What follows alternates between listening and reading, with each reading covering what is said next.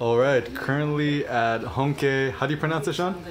Honke Awaria. Awaria, probably my new favorite home for anything beautiful aesthetics, as well as the best ramen place in Soba.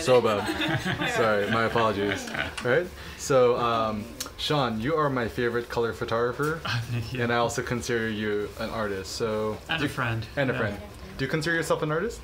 Yeah, I guess so. I like to make things and with my self-expression, so I guess that's. I try to put my my personality or signature into it.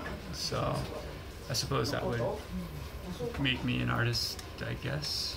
Well, one thing I love about what you do is your combination of haiku, photography. You also shoot film. You're doing all your color darkroom prints by yourself. Yeah. The darkroom is next door, actually, to the restaurant. So, nice. So I'll eat some soba, have some coffee. So for you, why make art? Why make art? Maybe to tell a story, to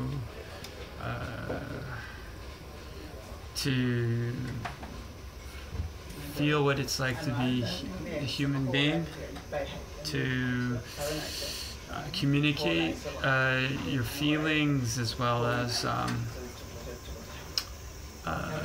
to try to understand who you are. So what have you discovered about yourself through making photographs, making poetry, through traveling, seeing the world? Well, I really am grateful for opportunities to do that, and I think life is partly willed and partly fortune, and I think a lot of luck and a lot of coincidence goes into how your life turns out, and that you actually make the decisions to do the work and to figure out what you're good at and how you express yourself. And I'm constantly learning how to do that, and every day, a little bit more. And so you got a little guy right there? Yeah, he's passed out. Right now, I'm focusing more on him than I am on my artwork or my images. But it's good. It's good. It's fun to be a father. This is my break time when he's sleeping. Well, a lot of people are saying, oh, I'd love to be an artist or make more photographs, but, I got kids, I'm busy with work and family. Like, how do you stay productive as an artist, even while having a child or family? I mean, yeah, definitely. Family comes first. Like, I have to give him the attention he needs. So I don't have as much time. I mean, you can do it, but you have to give up other things like Netflix, magazine subscriptions, newspaper reading, Twitter, like little things that you do that make you you. You have to delegate them to the future, or reminisce about them in the past. Yeah. Because you have primarily you've got to be a dad, and then when you have time, you can make things too. Well, so Cindy, you can hold it and then show it to Shawn. So these are not for public consumption, but Cindy made a present of printing some of your photos on ZA notebook paper, which is this traditional mulberry process. Cindy, why did you choose these images, and what do you love about Shawn's work? Okay, so we chose these images because these two are the most iconic of your project, but also as a printer, you have to plan what would print nicely on a cover and back cover. So they're you probably know this, like the crop is a little bit different so that she's not directly centered. So it's off-centered, but the colors, printing on Zon paper, you have to choose like very, very vibrant colors so that the blacks print really well as well as the blues. It's tricky with this image because of the blacks are really black. Are really black, but it works really well. And, I really like it. because of Zon paper, each one is it's handmade. It takes like 100 steps to make. So each page is unique, and because it's textured, the print will also the already unique prints that you make, and with all these serendipitous colors and textures, like will look even more textured on Zon notebooks. So here's this one. This is the cover shot. Yeah. Cover shot of Sunlanders. Actually, my publisher considered this to be the cover shot. Oh, really? This is his favorite. This was his favorite image as well. So the sand actually looks so magnificent printed on this. It's a little dark in here, but yeah, I can see that. to be able to see and feel And touch it, yeah. So the question was, why do I like Shawn's work? Yeah. When I see his work, the thing that comes to mind the most is that it's playful in not in a kind of a belittling childlike way, but it's this embracing of what you're curious about. The colors, of course, is what stands out the most, but you're basically playing with light, playing with reality, playing with when you're printing, and you're not really sure what comes out, but it's more about the play than the product, is my interpretation. And as I look through Sunlanders, which is an amazing book, by the way, I am able to almost see from your perspective as the artist and photographer that there's this like playful wandering throughout the streets of Japan and a curiosity into the lives of the subjects. As you had mentioned before, like there's more. There's a story that you're gesturing towards, and maybe you can talk more about like, the other interpretation about like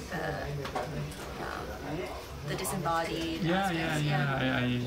I realized that intuitively. I was very interested in the way the book is mostly about Japan or Japanese people, thus Sunlanders as a play on Land of the Rising Sun. It's kind of, I don't want to say it's like a kind of, it's sort of like a tribal kind of thing. Yeah. By the way I created the name, but I was interested. And this turned out to be purely intuitive. Was that what Japanese hold to themselves and how they show the face they show the world, and this came out when I was editing the book, the images for the book, and like there's a lot of headlessness or facelessness or eyelessness. People without eyes, people's heads are turned, people are, they have no bodies, they have no heads, and I thought visually they were interesting to me, but then I didn't realize that this motif had evolved until after I actually had printed the book, so published the book. So I was really thrilled to discover this whole intuitive process that I wasn't really aware of until I had the book in the physical manifestation. Cindy, do you have any questions about Sunlanders or Shawn's artistic process?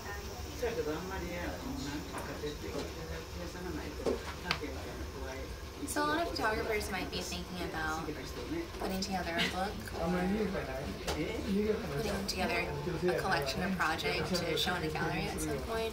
What advice would you give to somebody who's kind of on the cusp of thinking that they want to make a book, but they're not really sure where to start, or if they're ready, or it's too big of a project? Yeah, I think that that's really difficult question because it's you really have to know what you're doing. I mean, sometimes you don't know. It's like I mentioned, it's intuitive, but you should work on it for some years so that you have a good collection of images. Yeah, one of the hardest things to do is editing the book so that you have a nice sequence and you tell a story. And I think the story can be very, very subtle, but there should be kind of a story. And again, it's nuanced, it's intuitive, but you want to have enough images that you feel like you have something there. And hopefully it's something published that really nobody else has made, so that you have a different, very personal object that you've put together. My follow-up question to that is also, why put together a book? Oh, because it's fun. Well, personally, I love photo books. I love buying photo books. I love trading photo books. So what photo books did? This one I bought in Arles, Rene Burry. So you may flip through some pages to show the cameras. Yeah. This guy was shooting all over in the 70s, 80s mostly. Color film. I responded to the book right away, and at €10 I was thrilled. So if it were more expensive, I would have bought it. Anyways, but like a book is a physical object. It's important to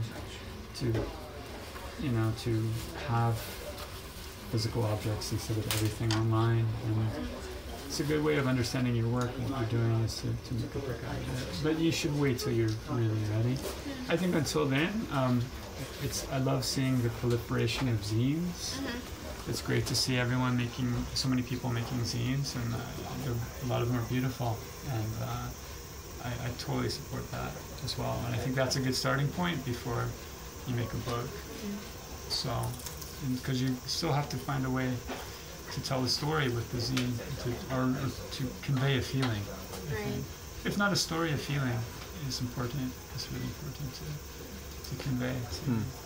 And last question. Yes. What kind of legacy do you want to leave as a photographer, artist, for Tenbo and future generations? I'm still working on that. Hopefully I have another 30, 40, 30 years, 35 years of making pictures. And I have no idea. It's interesting. I'm very curious myself to see how my aesthetic evolves. Yeah, maybe one day I'll completely embrace. I already love using the iPhone and taking pictures with that. So maybe one day I'll do something with that as well. But I'm still figuring that out. Nice. Okay, and then where can people check out your work, Shawn? My Sunlanders was published by Bemo Jake. How do you spell that? It's BEMOJAKE. And you can contact me directly. My name is Shawn Lotman, SEAN LOTMAN.